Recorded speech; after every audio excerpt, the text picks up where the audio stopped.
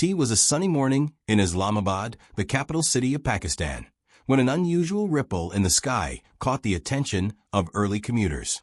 Birds scattered and car horns blared in panic as a massive green figure landed right in the heart of the city park near Faisal Mosque. Yes, it was Hulk, the giant green behemoth known for smashing anything in his path, and today he was far from New York. Hulk blinked against the bright sun, his enormous green arms brushing the tops of trees, and a deep, rumbling voice escaped him. Hulk hungry. People froze in fear. Street vendors dropped their trays of samosas and pakoras, and a group of children squealed, with a mix of terror and excitement. But the city's usual chaos didn't scare Hulk. In fact, the smells of spicy street food seemed to calm him down. Hulk wandered through the streets, careful not to step on cars mostly. His first stop? Blue Area, Islamabad's commercial hub. Office workers ran screaming, but one brave chaiwala shouted, "Boss, chai payenj? Garam chai. Special with dud or masala." Hulk tilted his head, sniffed the steaming tea, and then gently picked up the largest cup he could find. One sip, and his face softened. Hulk like chai. From Islamabad, Hulk traveled to Lahore, the cultural heart of Pakistan. Here the crowds were bigger, but the city had something special, food history, and a kind of chaos Hulk could almost understand. As he strolled along Food Street near Fort Road, the aroma of sizzling kebabs and naan filled the air. Vendors nervously offered him whole platters, unsure if the green giant might eat them or smash them. To their surprise, Hulk carefully picked up a piece of naan and dipped it into a bowl of dal. "Dal good," Hulk said, and then, before anyone could react, he tried to balance a whole plate of biryani on his massive hand.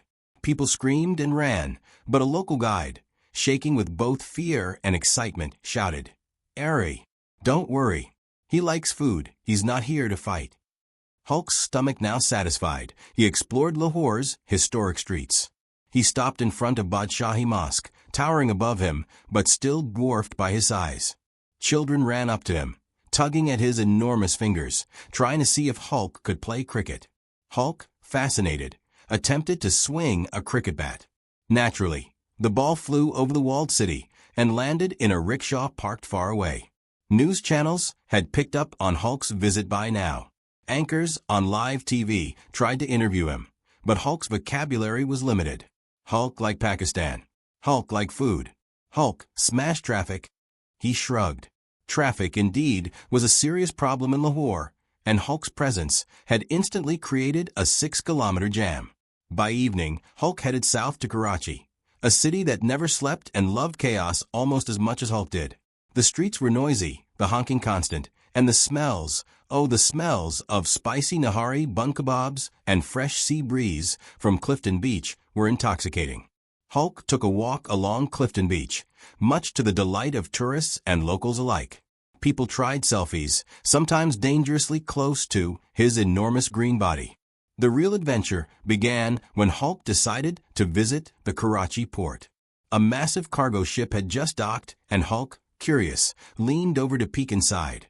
Workers screamed, fearing their crates of goods were in danger. Hulk, however, gently picked up a container, inspected it, and muttered, "Hulk, help?" With a single careful lift, he moved several containers to allow trucks to load and unload more efficiently. Karachi's port authorities were both terrified and impressed. The next day, Hulk traveled north to Hunza Valley in Gilgit-Baltistan. Here, the green giant was dwarfed by the mountains, snow-capped and serene. The locals were fascinated. Many had never seen anything like him.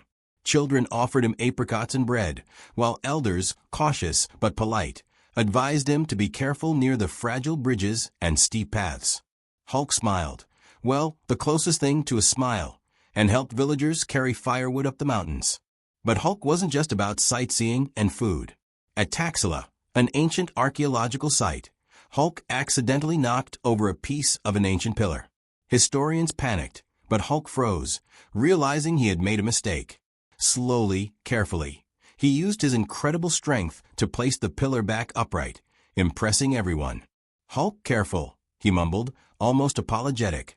Throughout his visit, Hulk experienced Pakistan's diversity. from bustling city streets and spicy street food to serene valleys and ancient ruins. Everywhere he went, he unintentionally caused a mix of chaos and joy. In Karachi, he accidentally became a hero by stopping a runaway truck with one hand while munching on a plate of biryani with the other. In Lahore, he unintentionally saved a wedding from collapsing tents during a sudden storm by holding the tents with his massive hands.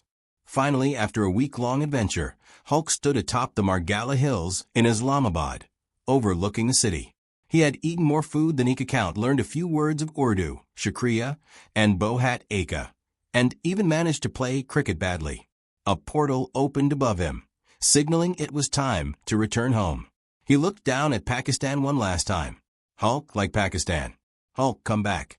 Then, with a great leap, he vanished into the sky, leaving behind a city that would never forget the giant green visitor who loved food, chaos, and a good adventure.